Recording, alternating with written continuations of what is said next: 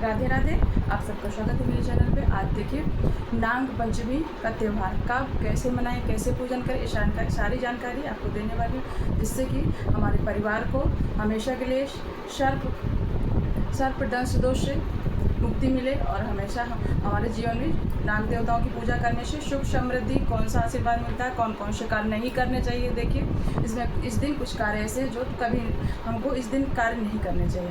तो बस सारी जानकारी मैं वीडियो में देने वाली हूँ, तो ज़रूर अंत तक बने रहें। और मेरे अगर आपको जानकारी पसंद आए तो वीडियो को लाइक कमेंट जरूर करें। तो चलिए देखिए इस साल नाग पंचमी का त्यौहार कब मनाया जाएगा। तो 2026 में नाग पंचमी देखिए कब मनाई जाती है। श्रावण मास की शुक्ल पक्ष की पंचमी तिथि जो नाग देवताओं के लिए समर्पित है। इस दिन एक दिन जैसे हर दिन हम देवी देवताओं का पूजन करते हैं, पितरों के दिन 15 दिन करते हैं, इसी तरह इसमें हम साल में एक दिन जब श्रावण मास की शुक्ल पक्ष की पंचमी वो नाग देवताओं के लिए समर्पित है। उस दिन उनके लिए विधि विधान से पूजा, जो भी आपके देखिए किसी के कुंडली में काल सर्प दोष होता है, इस दिन अगर आप पूजा करा रही हैं, देखिए आज लोग कभी भी करा सकते हैं, लेकिन इस दिन अगर आप कराएंगे तो आपको ज़रूर इससे मुक्ति मिलती है।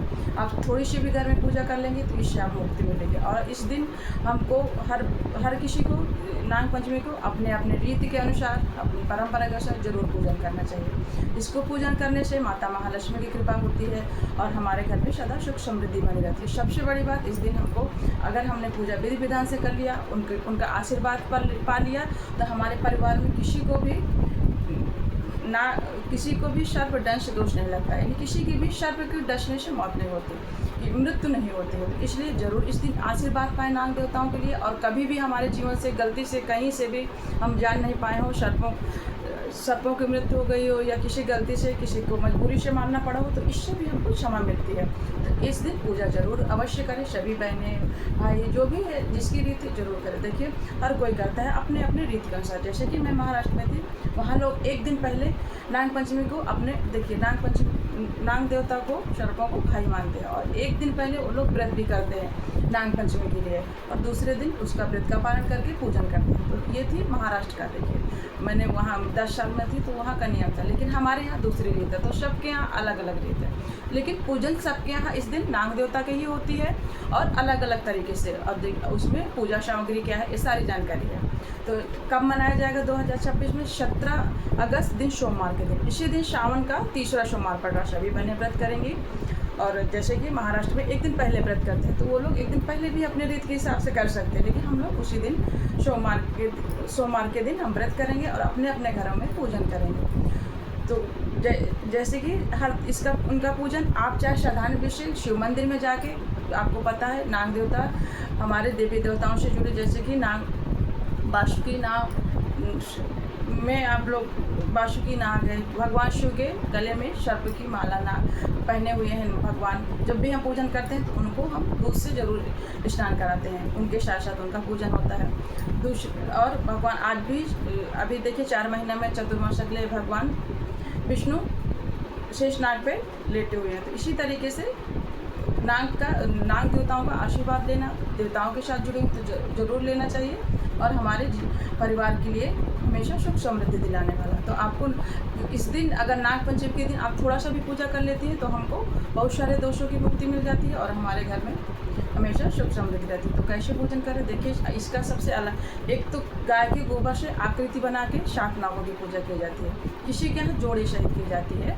अगर आपकी कुंडली में काल सर्प दोष है तो उसमें चांदी के नाग नागिन बना के मंदिर में जाके आप विधिवत पूजन कराएं, फिर उनको आप किसी भी जल में प्रवाहित करें या फिर आप वहीं पे रख के आ जाएं, जैसे आप इस तरीके से आपको काल सर्प दोष से मुक्ति मिलती है। या फिर आप घर में भी पूजन करा के उनको मंदिर में दान दे सकते हैं। दूसरा है जिनको अपने, ये तो थी काल सर्प दोष की पूजन की, देखिए जिनके जन्मांक में, लेकिन हमको साधारण विधि से इस दिन जो पर्व त्यौहार मनाया जाता है नाग पंचमी का, तो उसको साधारण विधि से कैसे करना है। तो जैसे गांव में रीत होती है, हमारे गांव में है, तो गाय के गोबर से हम 7 नागों की आकृति बनाते हैं, उनका विधिवत पूजन करते हैं। जो भी रोली चंदन है, अब हमारे यहाँ सिंदूर नहीं चलता है, उनको नहीं लगाते हैं नाग देवता को। तो पुष्प है, सुगंधित पुष्प है, खीर है, दूध से पूजन होता है। सबके यहाँ अलग अलग होते हैं। तो 7 नागों की आकृति बनती है, चाहे आप गाय के गोबर से बनाइए या लाल चंदन से भी बना सकते हैं, या फिर आप फोटो आपके पास अतिरिक्त तो उसके भी आप पूजन करें।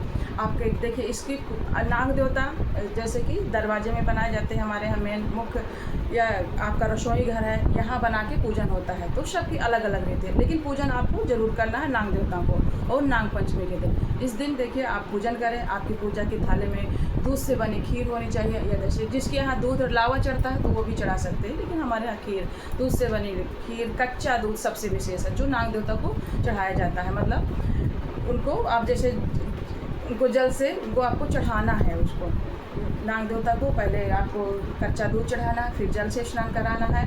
इस तरीके से फिर आपको विधिवत चंदन, लाल चंदन से पूजन करना है। सुगंधित पुष्प है, इत्र, ये सारी चीज़ें आपको नाग देवता को पूजन करना है। तो मंदिर में जा रहे हैं या फिर आप आकृत सेवा कर रहे हैं। इसके बाद आपको भोग प्रसाद के लिए या तो आप दूध से लावा डाल के भोग लगा सकते हैं, या फिर खीर का भोग लगाइए। भोग लगाइए, विधिवत पूजन करिए और नाग देवता का इस दिन जरूर आशीर्वाद पाएं। और इस दिन सबको, अगर आपने श्रद्धा भाव से पूजन किया है, आप उनसे प्रार्थना करें कि कभी भी मेरे परिवार में किसी को भी दंश दोष ना लगे, सर्पदंश दोष, तो जरूर आपकी मनोकामना पूर्ण होगी। और जरूर ये कार्य करें। सभी बहनें हैं भाई अपने परिवार की सुरक्षा के लिए, तो देखिए नाग देवताओं का पूजन करें। जो भी आपकी रीत है तो पूजन करें। इसमें आपको पूजन जरूर करना है नाग पंचमी के दिन। और देखिए कुछ कार्य नहीं किए जाते हैं, सबके यहाँ अलग अलग जैसे इसमें भी रहता है। जैसे कि आपको मिट्टी नहीं खोदना है, चाहे आप गमले के लिए लीजिए, चाहे आप खेत में जैसे ट्रैक्टर से जुताई होती है या हल चलता है, तो नाग पंचमी के दिन इसको विशेष वर्जित माना जाता है, दोष माना जाता है। तो कभी भी इस दिन आपको मिट्टी नहीं खोदना है, ना ही आपके खेतों की जुताई कराना है। दूसरा है, देखिए आपको सुई धागा भी इस दिन सिलाई नहीं किया जाता है, इस दिन भी इसको मना है। तो बहनें हैं जैसे घर में सिलाई कर रही हैं, तो नाग पंचमी के दिन आप इसको नहीं करना है, इससे दोष लगता है। तवा नहीं चढ़ाना है, जैसे कि किसी रीत है, या फिर और तवा नहीं चढ़ाना है। और भी जो भी आपकी रीत हो, तो इस दिन इसकी मनाही रहती है, तो वो ज़रूर आपको मना करनी, आपको वो चीज़ें नहीं करनी है। और आपको इस दिन खाने में आप खीर पूड़ी भी बना सकती है। खीर जरूर विशेष बनाई जाती है। देखिए चावल की दूध वाली खीर विशेष बनाए अपने घर में। बाकी जो भी आपकी रीत है, जैसे महाराष्ट्र में पूरन पूरी बनती है, वो भी लोग बनाते हैं, लेकिन वो लोग तवा से ही बनाते हैं। तो जैसे आपकी रीत हो, लेकिन हमारे यहाँ ऐसे ही पूड़ी और खीर बनती है। और चावल, देखिए चावल की खीर विशेष शुभ मानी जाती है, तो ज़रूर बनाएं। नाग देवताओं के आशीर्वाद के लिए आप पूजन करें, और अपने परिवार के लिए काल दंश दोष के, सर्प दोष के लिए भी पूजन करें।